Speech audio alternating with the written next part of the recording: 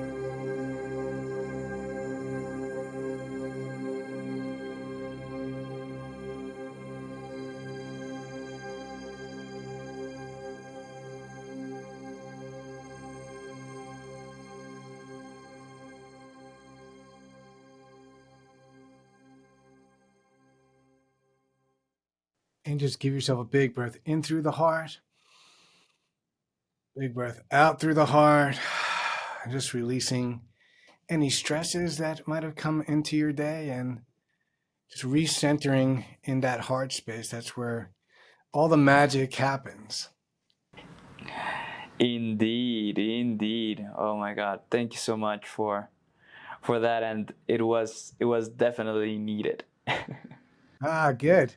Yeah, I think that we forget sometimes how it doesn't take that much time to kind of recenter, and music is such an amazing vehicle to to practice within our day when we're having challenges that go on, as you know. And it's so important to give yourself time, even if it's the middle of the day, to center back in yourself, because from that space you have so much more groundness and ability to create, to react to the world according to what you really want to create. And I think that's the key. Sometimes we think, oh, but I have to get so many things done. But if you actually do it from a center place, you do it faster, you do it better, you do it deeper. Yeah, and you have more energy. That's really what it's about. It's about navigating energy. Ultimately, if you're spending your energy on all the things that are taking you out of your purpose, and sometimes it's easy to go down rabbit holes, then you don't have a lot of energy left for what you are really want to create. And that's really the key. It's not just about meditating, for the sake of meditating. But for me, it's always about how do I share my gift more fully. And so it's always about a recharging and utilizing. Now, what do you want to do once you're recharged, or what do you want to do once you're relaxed? That's the next most important question. It's not just about doing it. It's about what do you want to be after you have charged yourself. So, it's that balance in our lives of doing things and being things. To do and to be are two different things. To do is all the things we're checking off, and to be are those bigger things that tie into our life's passion and purpose. And our day, when we balance that, should consist of both of those. So we're always contributing to our long-term purposes, but we're also getting things done that need to get done in order to birth creative things in the world. And as you know, there's a lot of details that go into that as well. So it's all about how can you get into those heart states and brain states as well, targeting specific brainwave states, targeting specific coherent heart states. And that has been, the basis of what my work has been geared towards for the last 30 years, although it didn't start off that way. And that's where I want to start, actually, because now you're much more into the being part, but there was probably a Barry that had all of these doing, get the record, get the disc out, do music as much as possible, like get the music as fast as possible, do a lot of music, do. So how was that journey from doing to being in a place where you've gone through the Grammys, you've gone a lot of awards for your music, you've collaborated with Joe Dispenza, Genius Network, amazing people. But where was the change where you found out in yourself, okay, this needs to shift? Yeah. So, and you could probably relate to this, and I'm sure your audience could. There was a time, when all I wanted to do was know that I could do music full time, and that I could support myself doing that, like at the beginning of this path that I took. And as a lot of people, we have this idea of what that looks like at the pinnacle of that, when that becomes achieved. And for me, it did. I achieved it. I worked hard to get to a place where I was a major label record producer and producing a lot of different kinds of music, very unlike this type of music that I just played for you, more around club music, house, hip hop music, electronica before they were even calling it electronic music. And what happened was there was a lot of that to do energy. We literally had to deliver a certain amount of tracks or pitch a certain number of tracks to record labels, and taking 50 to 100 hours to create one track, a 4-minute track. And I got really burnt out. And we have a lot of that going on now in our world, a lot of burnout happening because we have a lot of new technologies that are being introduced. And even back then, there was a lot geared around delivering, and really I had lost touch with that kid who loved sitting at the edge of his bed and just writing songs, the reason why I wanted to do it in the first place. So within that, I said, something has to shift here, and I need to return back to my heart. So similar to what we just did at the opening here, I knew that the heart was my destination of where I wanted to come back to, a remembrance of why I love doing music. So I did some research at the time. And what I found was our heart beats at a relaxed state, most of us between 60 to 70 beats per minute. So that term beats per minute, I was very accustomed to, because utilizing that in music. And of course, a lot of DJs, I was going to clubs. We were always looking at specific beats per minute that were going to shift the mood of the audience that was listening to it. Music at 130 beats per minute towards the end of the night, starting off slower. That because you're involved with that as well as a musician and a DJ as well. So what I did was I said, well, what would happen if I just allowed myself, instead of like strategically creating a piece of music that was detail oriented, what if I let that go and just set my metronome for 60 beats per minute and just let the music come through me? So really the opposite of everything that I was doing at the time. No hook that you had to remember or chorus that they had to sing along to, right? No synth patterns that were memorable. Really just the opposite of instead of composing music, I was decomposing to it, which was a big distinction. So I just started taking these journeys, and what I found was that while I was taking these journeys, I was moving into a very meditative state and literally lost track of time. So they ended up being hour-long pieces. And then I would go back and create multiple layers on top of them, not knowing, what I would be playing over, because none of it was written out or, written out musically as well. So I had to use my intuition and my guidance. And what happened was some very, very unusual sounding pieces. People also call them music of the spheres and things like that. And I started playing them for people. So I did this multiple times, and we started getting different testimonials of how people were using them. Everything from sleeping at night, which I never thought I'd be putting people to sleep with my music. So again, having to pivot. And the biggest fear of an artist is like getting them bored or sleepy with the music, but actually it became intentional now. It's, yes, now I'm going to make you sleep with this music. Right. And considering that in this day and age, we have over 75 million people in the States alone that are experiencing insomnia, it's more of a compliment that someone's sleeping to my music. So people started using them for parents who had dementia in dentist offices, and that created a deep curiosity from me, like why this was working, and that began more research. And what I didn't know that I know now, because these terms were not as widely used back then, is what was happening was my heart was in training to that music at 60 beats per minute and creating what's called heart coherence or heart entrainment. So your heart's entraining to the music. You begin to produce smooth and orderly heart rhythms. And when that begins to happen, we know now through research that there's a link between our heart producing those smooth, orderly rhythms and the brain producing more induced alpha brainwave states. So the heart and brain are working together to take us into these meditative states.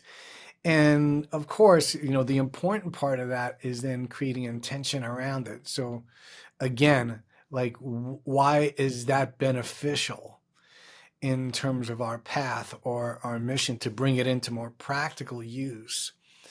Is, if you're constantly in that beta brainwave state where you're just firing and wiring and you're doing, right, back to the doing and being, that has a purpose, right? And we listen to different types of music for that. More up-tempo music, more music with beats and rhythms, and more music for focus is going to get you into that. But if you want to move and really enhance your creative states and tap more into what are called your flow states, or the zone, that peak performance state where time literally fades away, and athletes talk about this a lot as well, then you want to be more in these alpha and theta brainwave states. And so moving into even what we just did at the beginning, if you were to journal after that, and you were to pause, you would get some great ideas and some insights, or some people call them downloads. And this weaves throughout history. The greatest scientists knew that they were accessing something beyond themselves when they could shift these states, including Einstein, who even said, imagination is key. And these are the states where imagination occurs, in your alpha and theta brainwave state. So that kind of evolved for me and moved into me doing, a lot of intentional recordings, and also collaborating. And I collaborated with Monroe Institute and HemiSync, who literally target brainwave states, one of the originators of binaural beats. And we did some collaborations together. One of them was called Wisdom of the Heart, which combined heart entrainment and brain entrainment. And that rippled out to meeting Dr. Joe, because I actually gave him that, at the time, that CD that I had done with Monroe Institute. And that, really rippled out into us having a long creative collaboration and doing over, 50 meditations, more than that, utilizing my music to target specific states, everything from breathing to walking meditations to music for sleep. And along that way, I was able to also collaborate with Dr. Daniel Amen, who's a pioneer in neuroscience, and part of some amazing PBS specials on working with memory and feeling better, and the aspect of your brain always listening. And Dave Asprey as well, in terms of one of the pioneers of biohacking. We've done a bunch around neurofeedback. So it all rippled out from, as you said, from out of stress came this whole new modality for me that had, I won't say it had nothing to do with what I was doing, because what happened after that was I began to combine the to do and to be. So I stopped looking at it, okay, this is my spiritual music, this is my pop music. And I said, what would happen if I combined the two? And everything I did held the intention of it being spiritual, of it having intention. And that's really where the magic started to happen, where when we realized we can't serve more than one master, and that master being, the spiritual and science coming together. And that's really where we are now in our consciousness, is science is meeting spirituality. In many aspects, science catching up to spirituality, things we've known for thousands of years, drumming, chanting. They're beginning to study those and see what the benefits are through fMRI studies, through EEGs, through measuring the heart, through heart rate variability, and obviously through wearables. A lot of us are wearing wearables that help measure these things.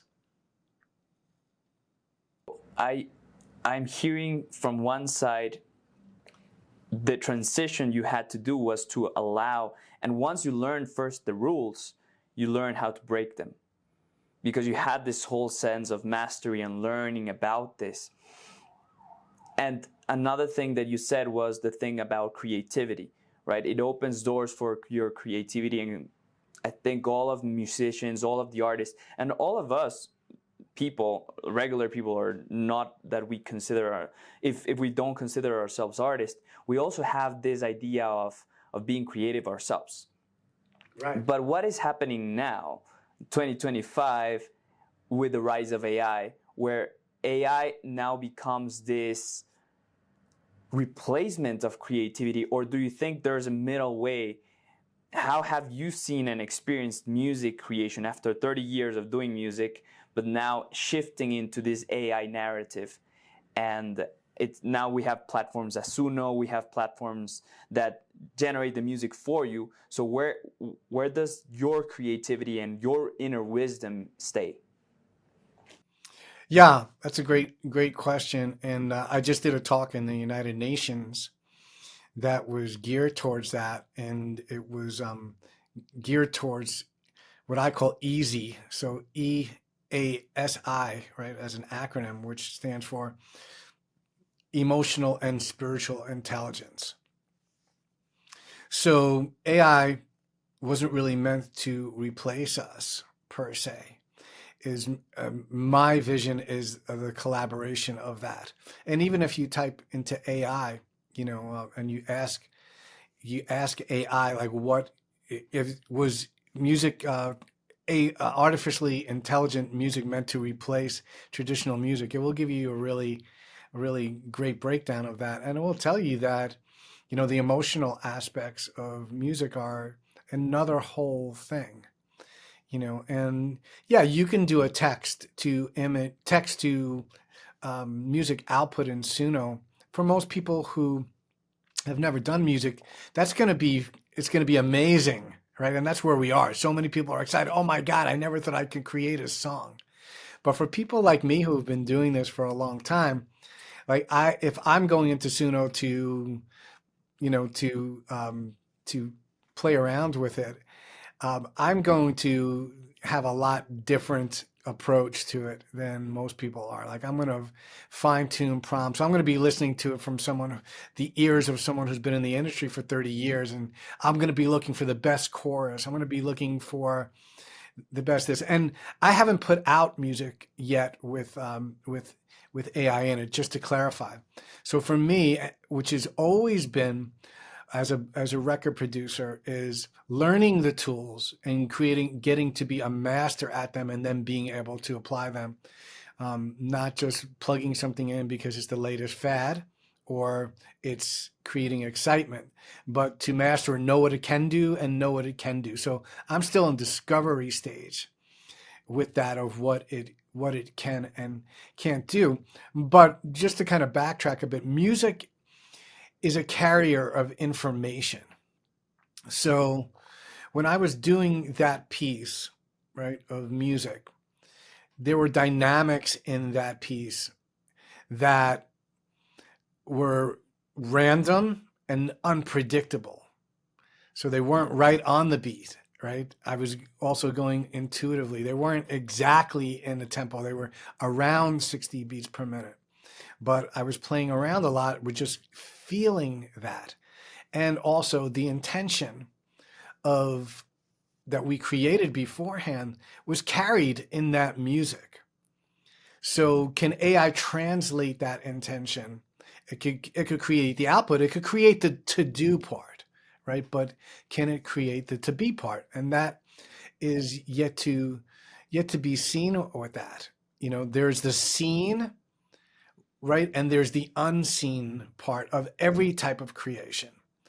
The seen part is the research that we do beforehand and all the things that we can check off the boxes. But then there's the unseen things that we don't know about. And that's where the probably the top creators, inventors, and people not just who are scientists, but created other things as well. And we could talk about the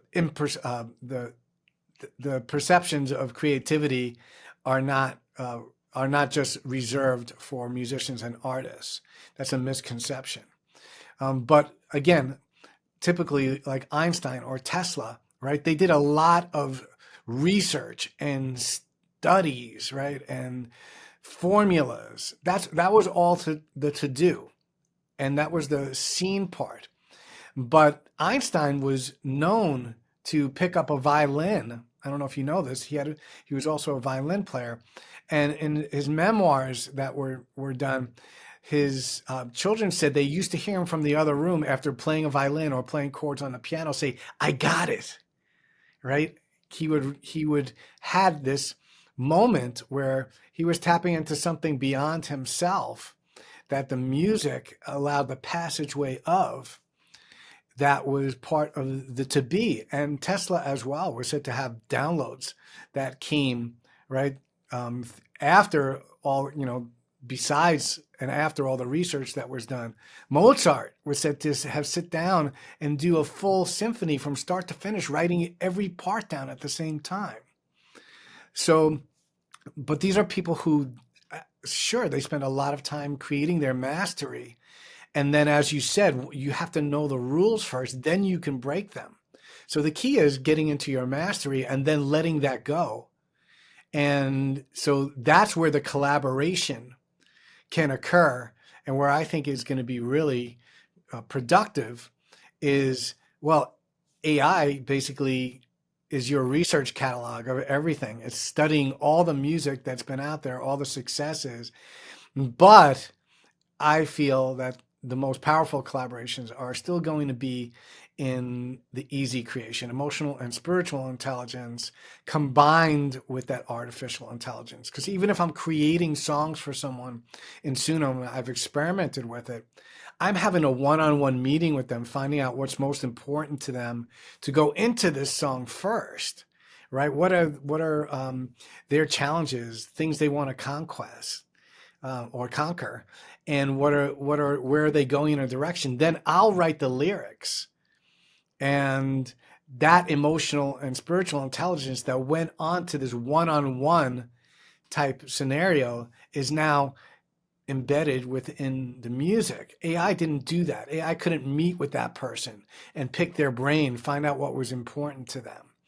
And then also, what am I doing with that music when the output comes as well? Am I just leaving it as it is and saying, okay, here's the song?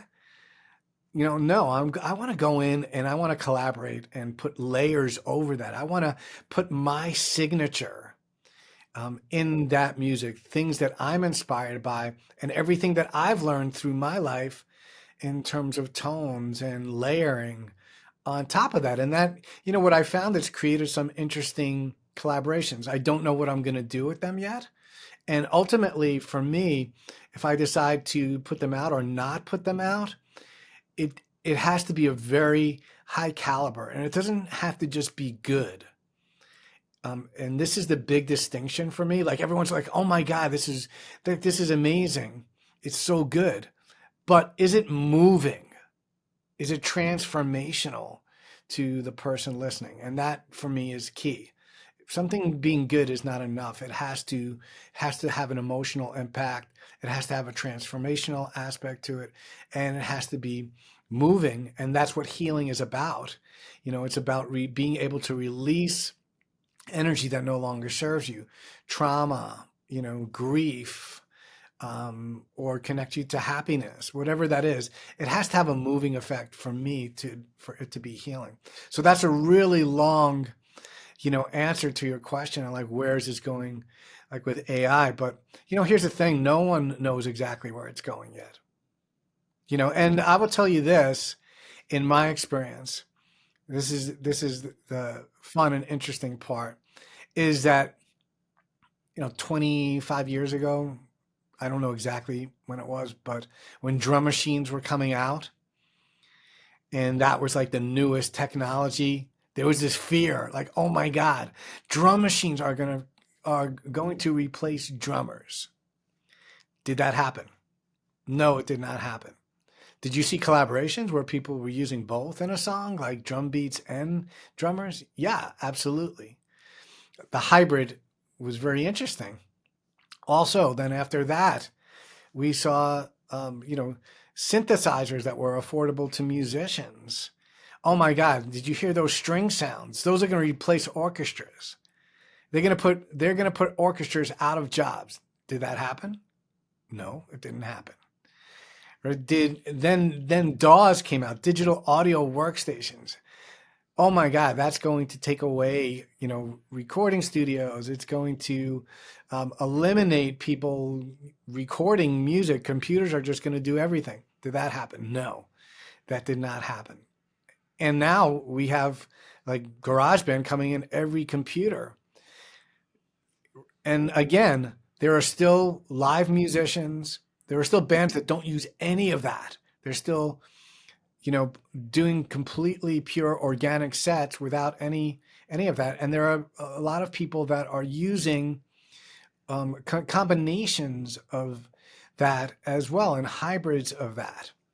So one thing that will never change, and this is why I don't see like AI replacing musicians at all. I think in a few years we're not going to even be discussing, is that AI music or not AI music? It's going to go back to normal, and people are just going to basically make a decision when they hear music, just like we've been doing for the last 50 years.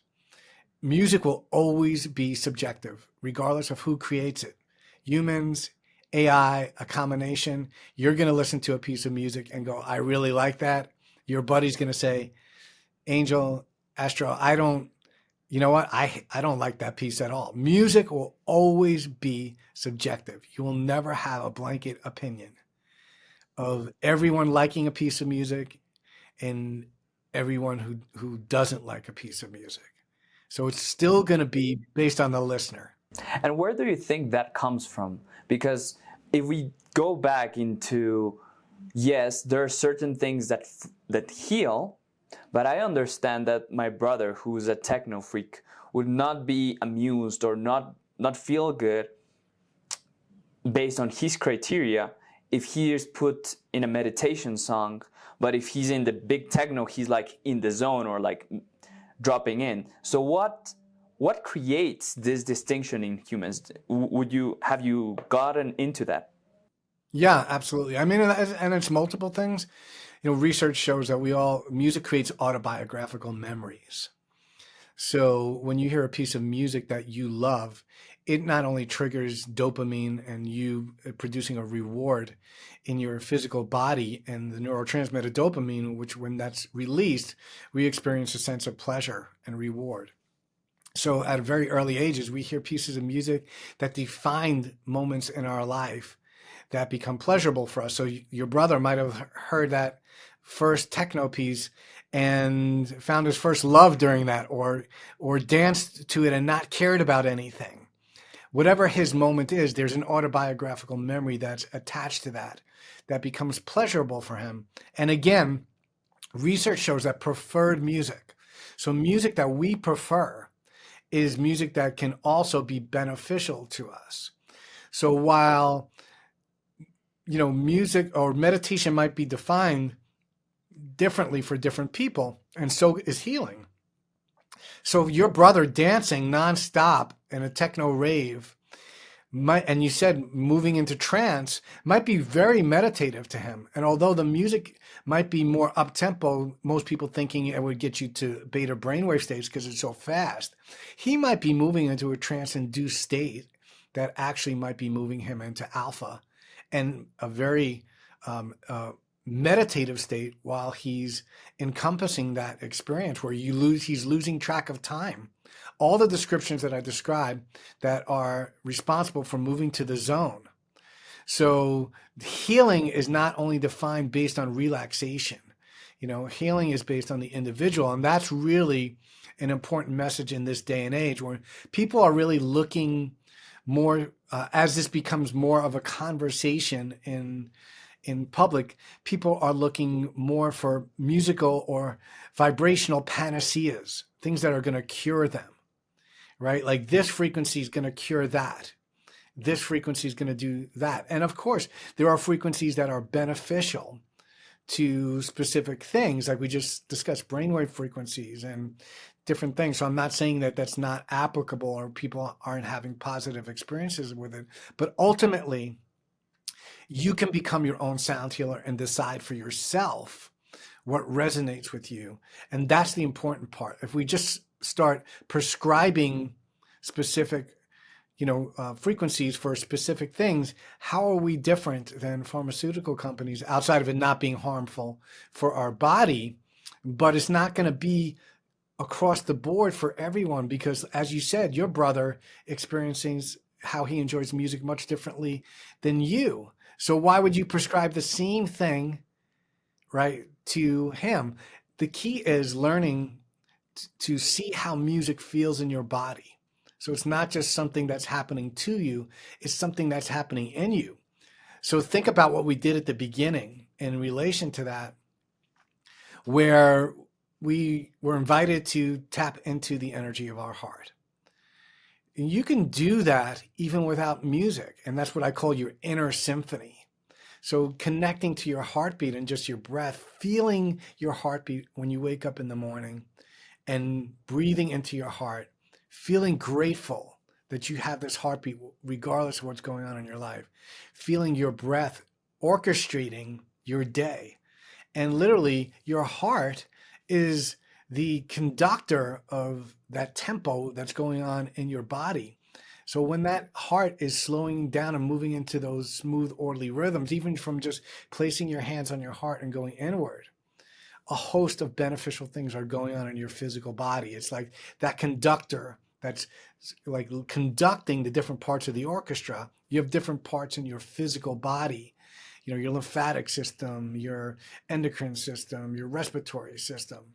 If they all played music at whatever tempo they wanted to or whatever, you'd have something that sounded very dissonant. So the heart is literally orchestrating that coherent rhythm.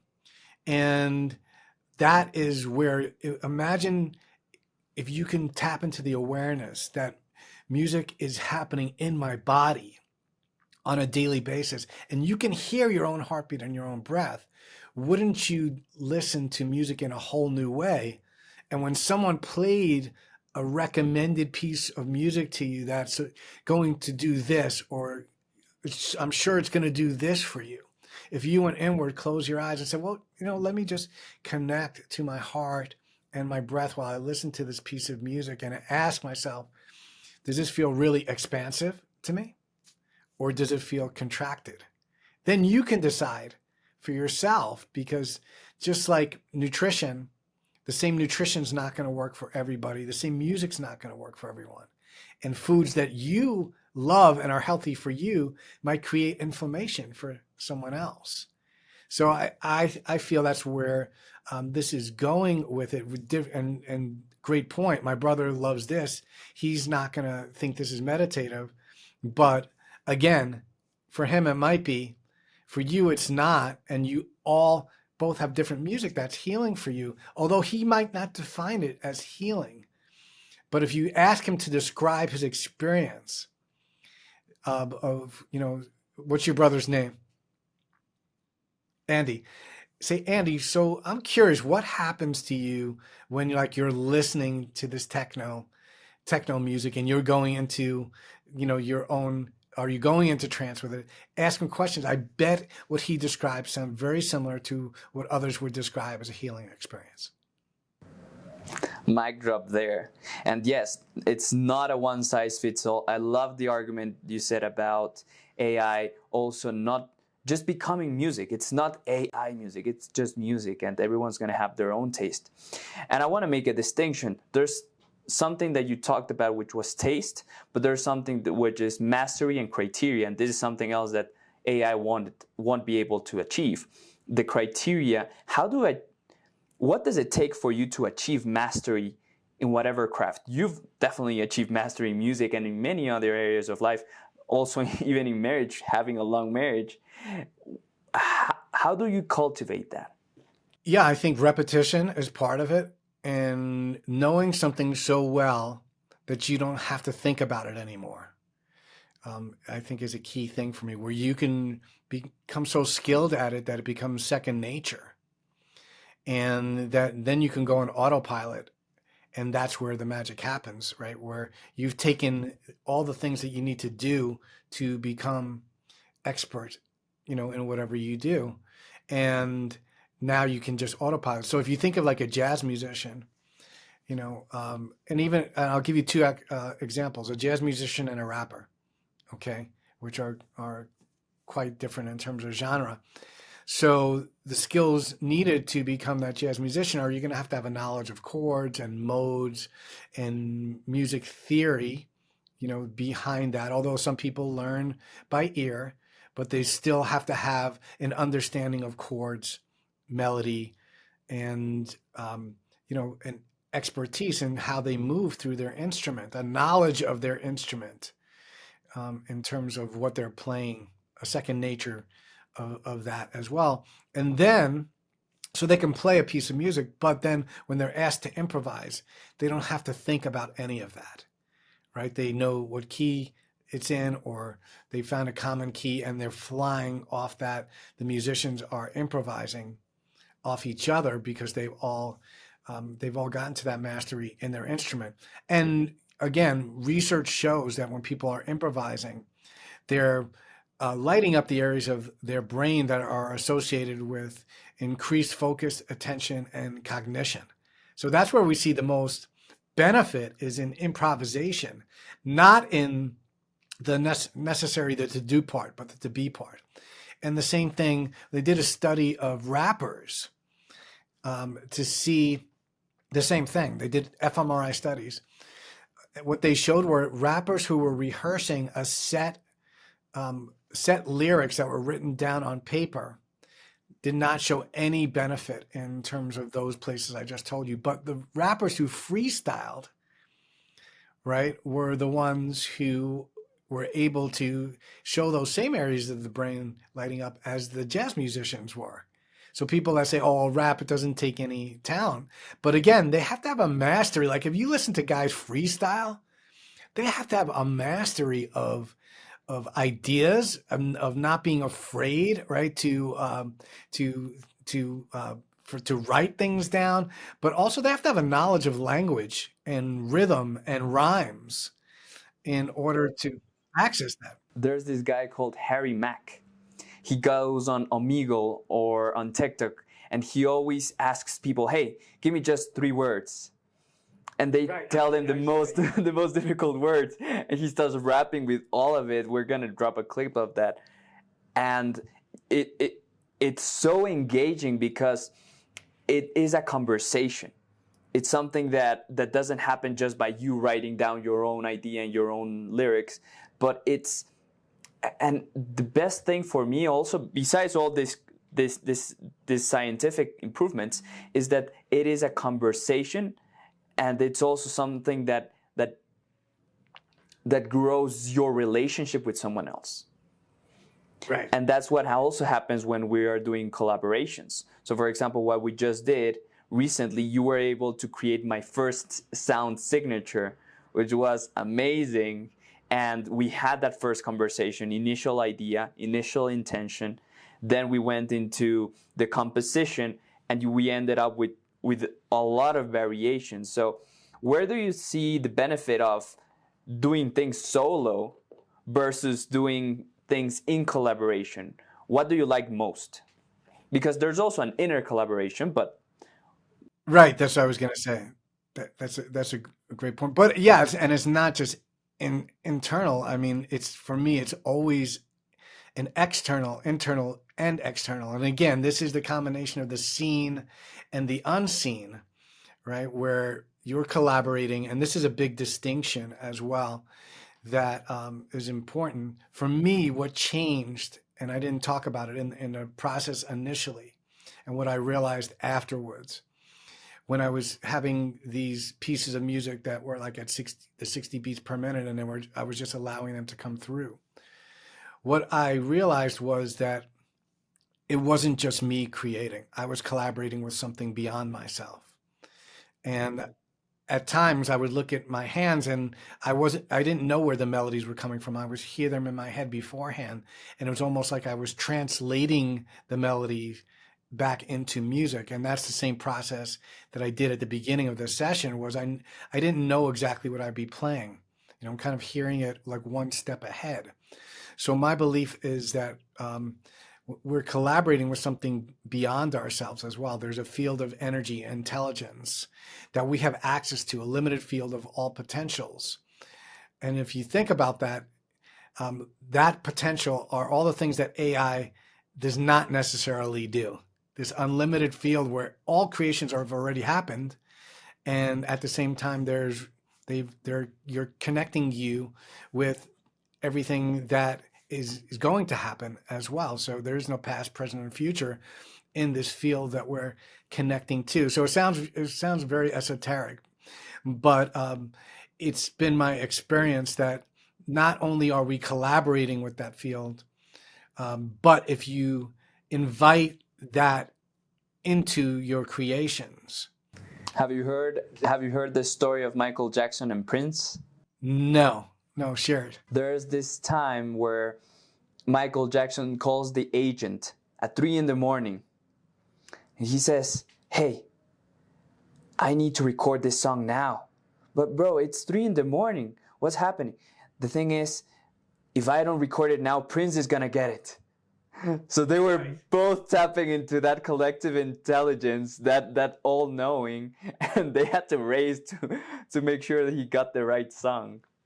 That's great. Yeah, and there's an interesting story about like that too. Why is it easier to do the Sunday Times crossword puzzle in the evening?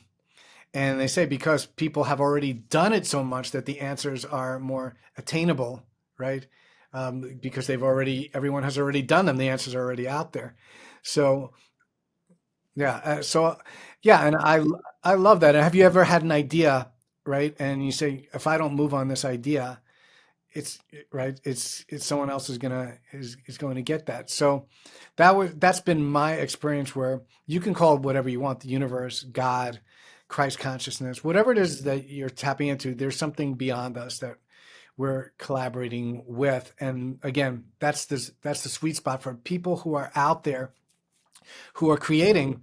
Again, this is not just esoteric. These are people I've mentioned: Einstein, Tesla, Mozart, and they had their technologies that were coming out then too. So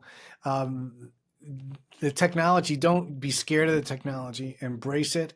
And I think it's waking a lot of people up who have never been creative. So there's a lot more creative energy to tap into that's out there, like is making people up their game as well with that. So one thing that Quincy Jones said as well that I love, and this goes back to your learning part, right? The doing versus being. He said most people can, or a lot of musicians can learn the chords, they can learn the theories behind music, but melody is a gift from God. He said you can't learn those. So think about that too, as in the conversation with AI and music. So AI is more like the chords in the theory, but the melody is still in you. You still have to bring your melody forward on this planet, and that melody comes from your heart. And even though you might not think you're creative, studies show the opposite. So they did studies, and then we'll get into the making of the amazing sonic signature. But studies show that they measured 5-year-olds, right? And this was a study that was originally done with astronauts in NASA to determine creative genius.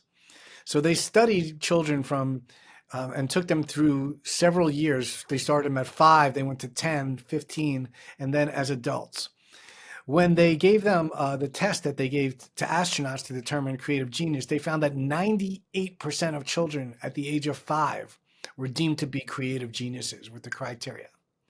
But when they went more through the process of the educational system at age 10, it was 30%, right? And age 15. In 5 years, Yeah. You're telling me it lowers 60% of that genius capacity. Yeah. Oh my God. Exactly. And it kept going down until they reached adults. They found 2% of adults are deemed at 2%. So something happens in our lives and in our education system that kind of takes the air out of our imagination and our ability. You know, a child raises their hand to give an answer and is excited about it. And, oh, I'm sorry, that's not the right answer, right? And something happens in that moment. Or a child sings and they said, "Wow, you'll never be a singer." Right? So all of these things, yeah, all of these things.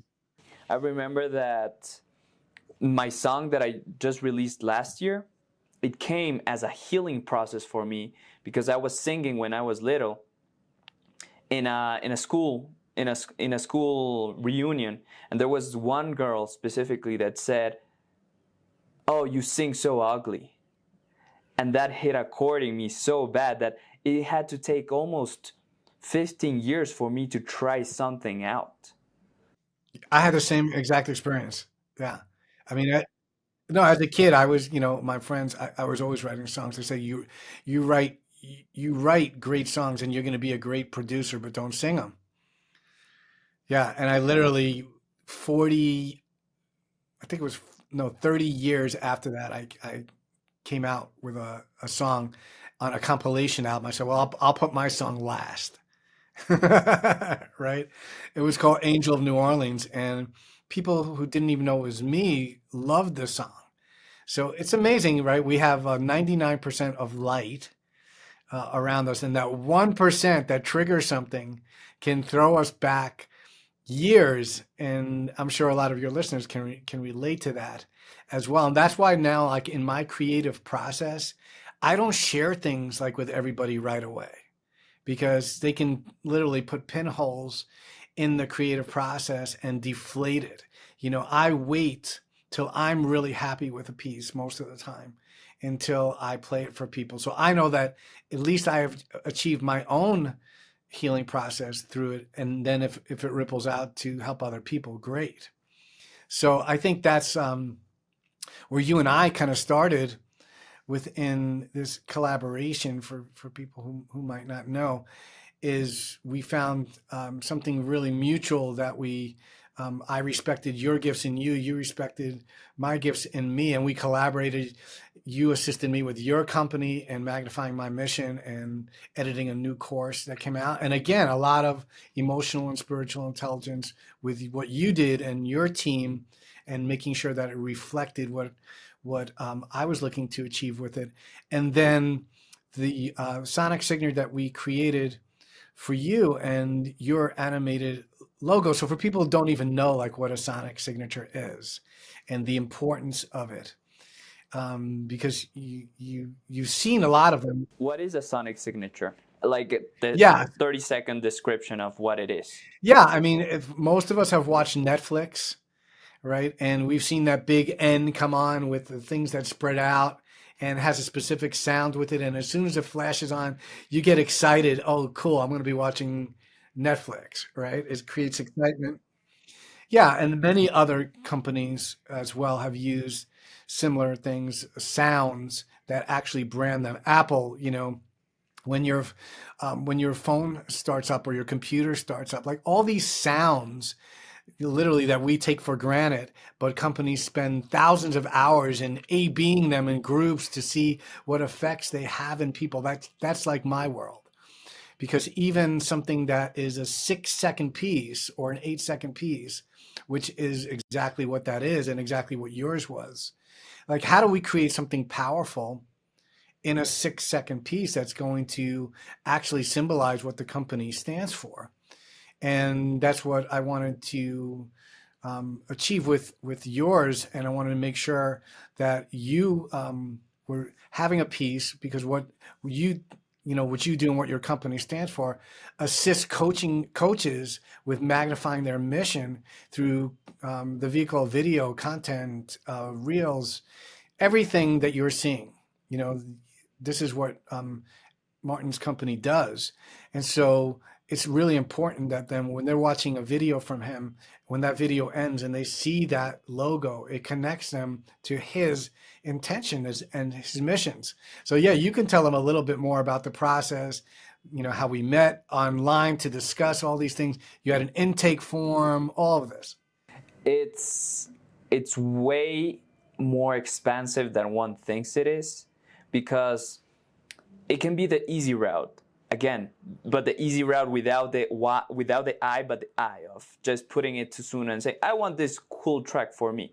But what we did was a celebration, a ceremony in a way, After I did the form, we first connected, and you talked about you were needing some services, but then what you Well, tell them what the form like asked a little bit what it asked you as well, like if you remember. If not, I can help you with that. yeah, give me a bit of the form, because I don't quite remember, but I remember that it was quite extensive. It had business company, business mission, what do you want people to feel like, what are some elements, what are some references that I personally like Right. musically. Yeah, that's great. And genres that you resonate with, um, specific emotions you want people to feel as well. And then I got that intake form, and it did give me a lot of information, but the gumbo or the magic really happened and it unveiled itself again. So that was a form, that was a to do, right? And that gave me a lot of information to start with. And then we met, and yeah, let them know what happened. In that meeting, you went deeper.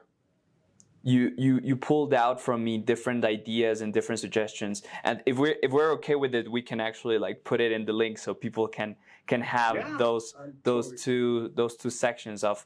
There was this recording part, but then we have Barry creating the whole melody and the backtrack, and it shows how my text or my idea gets transformed into music. And I think that's marvelous, like building those bridges. I have this image of a Bible. Have you seen that image of a Bible where you have the open Bible book, but you see how many references there are between one or the other, like in passages, one references to the other. I saw that happening in real time while you were creating that melody. Wow.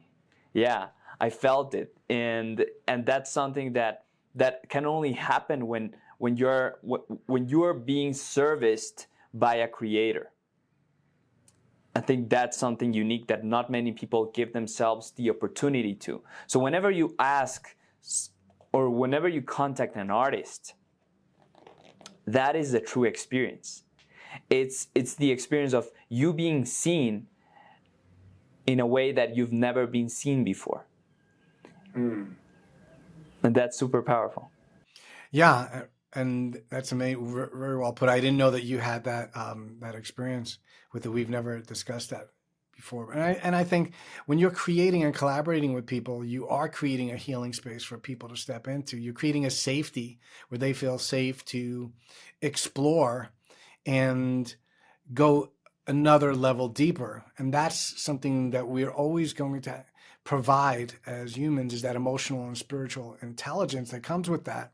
Is it okay to tell them what was unveiled like within that as well? So we had all this information, and we had a lot to go on. And then I think I asked you too. Well, a lot of people also, if you have something very specific that you want to put in here, like a specific tone or a frequency that you want to utilize that has a symbolism for you and has an importance to you.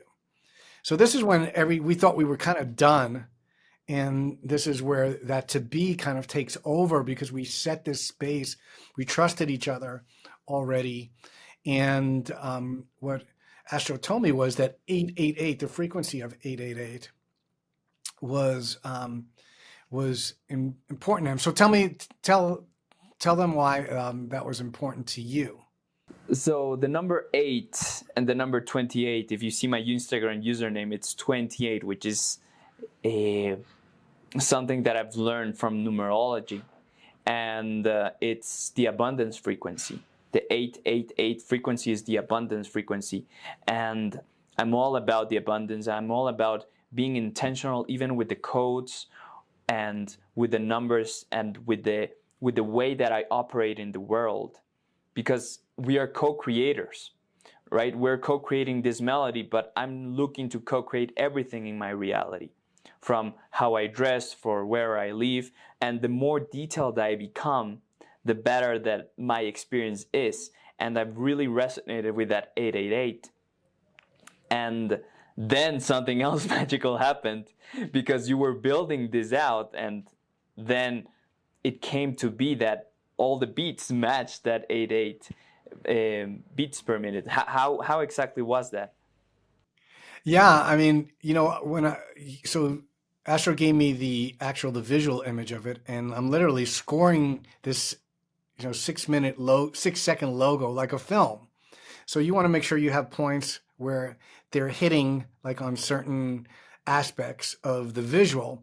And in order to do that, you just start playing with tempo and a click track and see where it's hitting, on those points. So played around, said, oh, it's probably like close.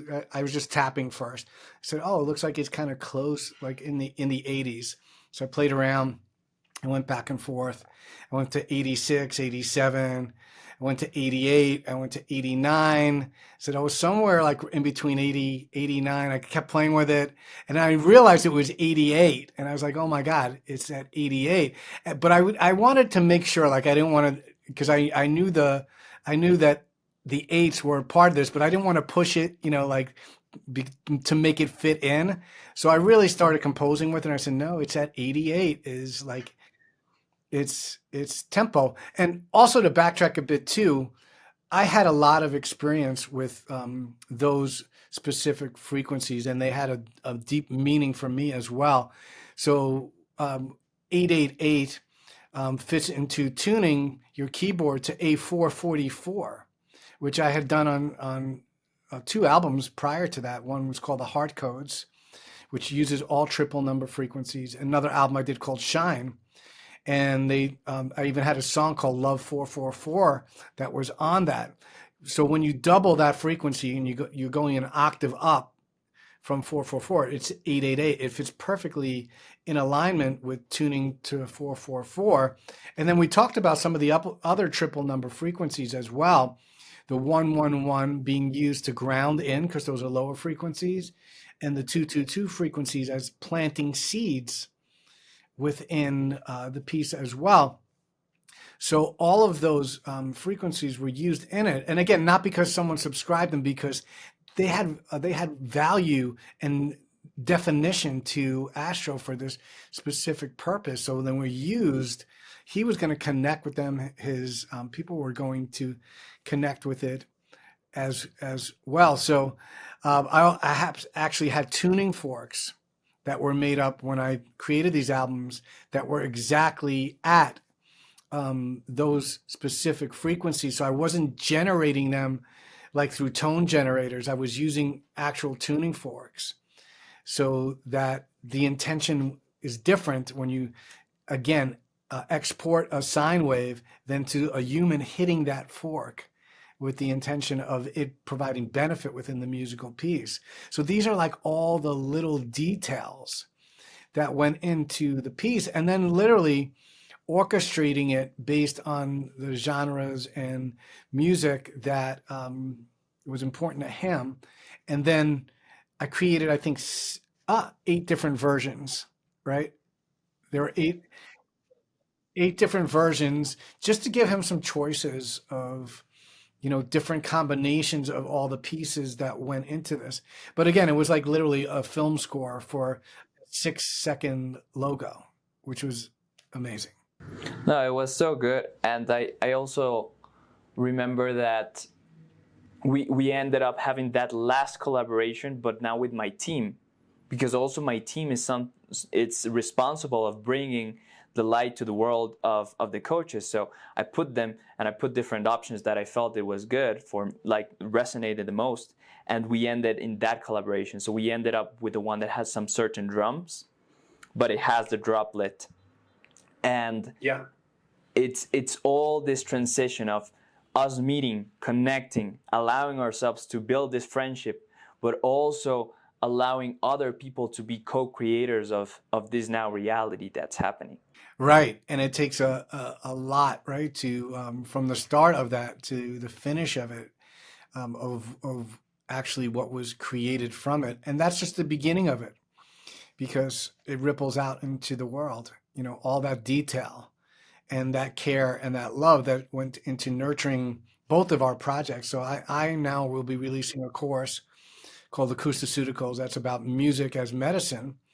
And I can tell you that I've had other people that I've talked to about editing things, and it wasn't the same, and I know that this piece is going out there. There was a lot of care and love put into it, and that's carried, in everything that we did, even deciding together on B-roll for certain things.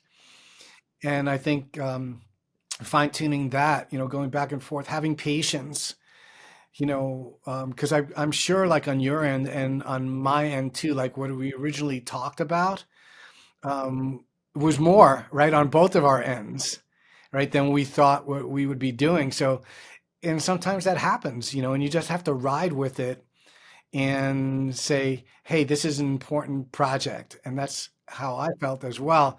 It's like, okay, this is not exactly what we, you know, had on our checklist. And we both, I think, committed more to it. And we had patience because we realized we were nurturing something that was important to both of us. So I think it's in general for people who are looking to create with other people and to tap into your own creativity as well, that you really have to go with your intuition as well when you're collaborating with someone. Like when we met for the first time, I knew it was a match, right? I didn't know everything that you did. I saw some of your work, but when we met, I loved what you said. Loved how you were, how you were communicating, and I said, "Wow, this could be really great." And a lot of times, it's not like that. Like we we um, we connect with the to-dos of everyone, and we look at on all their qualifications. I go, "Oh, he's worked with this, that, and that." We meet with that person, and we're like, "Oh, I don't know. I don't know about this. Something doesn't feel right." And there are times when we don't listen. We say, "Well, they've done some great work for other people, and I'll just go with it," and it doesn't work out. Yep, it's allowing that intuition to happen, and it's a reminder to not be. Yes, credentials and testimonials and things are important, but the biggest thing, and this is also what I'm learning as well, is you have to vibe, you have to connect. There must be resonance between you and the other person, because you can both be amazing creators, but the melody might not appear if there's not enough resonance between the two of you. Hmm. Beautiful. Yeah. And that's it. I mean, the definition of resonance, we throw around the term loosely, in a lot of what people do in here and use it. But resonance is literally when one frequency or oscillation amplifies the other one and magnifies what the other person does. And like you talked about marriage as well, and marriage and mastery, it's the same thing with finding someone who's your life partner too, is what I found when I met my wife was on paper, and we both were laughing about this the other day. On paper, we could not be like more different. It was not a match on paper. She's from the South. I'm from New York. She's a Virgo, attention to detail. I'm a Pisces. I swim around a lot. She's like deep into researcher. I'm deep into like flow state, right? And what we found was it was a perfect match because she amplified what I was doing and I amplified what she's doing. I became more of a researcher. She became more into flow states, right? On different things. The spiritual and the science melded together. And so not only did we magnify each other, we magnified our missions, right? Which amplified out into the world. Like unbelievably, like everything we do, we run by each other. It's a joint. Feels good to both of us. We talk about a lot of things as well. So resonance is not just part of the creative process, but ultimately it is really part of the creative process, but in a different way, because creativity is not just geared towards bodies of work, right? It's literally you have the opportunity to create everything in your day. You're creating moments when you smile for someone, right? You're creating moments when you provide empathy for someone or you make somebody laugh. You're creating your day And every time you can reel your energy back in and like utilize music or use a tool to create boundaries, right? You're creating a day that is adding to your mission. So you go from moments into hours, into days that you're creating, into bodies of work, right? Into mission, like that supporting mission. And ultimately, if you have an awareness on those minute levels that you're constantly creating, it's the same process, whether you're creating that moment, are you in collaboration with the divine when you're doing that, right? Even in that moment, right? That you are literally in that creative process. If you could bring that awareness in that you're creating everything and that you have the opportunity, then you move into something that's going to leave behind legacy and something that goes beyond yourself. And that's part of, I think, what this is about as well. We assisted each other in creating a legacy. Like your logo will live beyond you. People will look at that and that sound and say, "Oh wow, that reminds me of all the work that Astro did with me." What he was, hopefully that will be in 100 years from now. And the same on my end. That course will live beyond me. People will be able to use that course and tap into that energy because of that collaboration. So ultimately, we're creating moments, but it moves up to rippling out into creating legacy on the larger, wide view of our lives. Oof. Let's just land it there. Ooh. We're creating legacy. And if we're gonna now tap into that, right? Remember, go back to the beginning of the episode, listen to that, go back to this intention, and it's going to be a cycle. I think it ended up really, really proper. Before I give the last question, because I want to end it with something powerful as well, is where can people find you? Where can people learn more about your work? Yeah, I mean, I'm not hiding anywhere. You can find my music all over. I'm on Spotify. I'm on Apple. Um, BarryGoldsteinMusic.com. That will link you to some courses. If you're interested and you liked what we were talking about with sonic signatures, I have a website for that as well, which is www.sonic-signatures.com.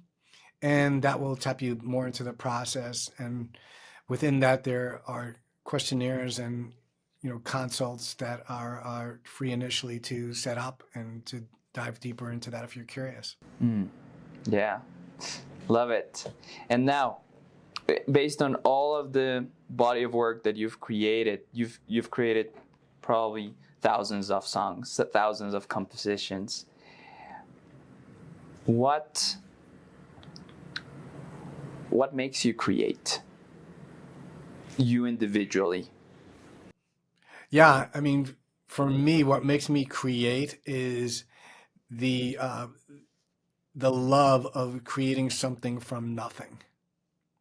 So that's what really it piques me every day. Like if I'm not doing that, you can ask people around me. I can get cranky, right? I want to create something that wasn't here the day before. And that's the amazing part of creation, even a reward in itself, and if you're creating music or you're creating a book or a chapter in a book, that when you start that process, it wasn't here. It's a miracle to create something. You're birthing something into the world. Where did it come from? It wasn't here yesterday. And that's really what gives me a deeper appreciation that we are constantly in co-creation with something beyond myself. Like, where do these ideas come from? And how are they birthed and nurtured from that starting point of this didn't exist yesterday. I thought about this on my walk, right, during this morning, and now I'm creating it. And that to me is a miracle. That's why I create. It's a miracle. Creation's a miracle. Boom. Thank you for that. Yeah.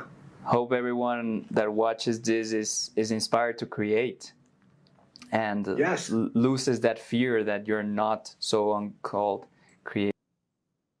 Well, here's one more thing. The fear is normal, you know, and it's not like we shouldn't have fear. It's okay to have fear because the fear is representative of you breaking out of whatever box you've put yourself in. And that's what creativity is about. So the fear, a lot of times, comes right before that miracle.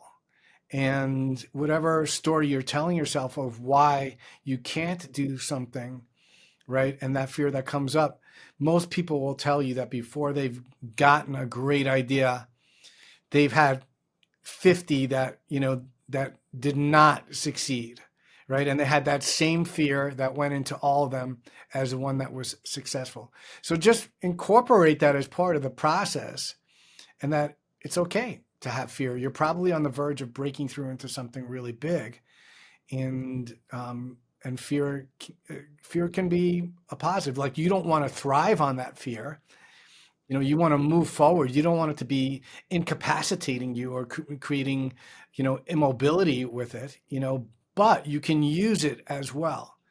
And then when you break through that fear, that's part of the creative process. And regardless of what that creation does in the world, whether you feel it's succeeding or not succeeding, if it helped you in some way, there's a good chance it's going to ripple out to resonate with at least one other person.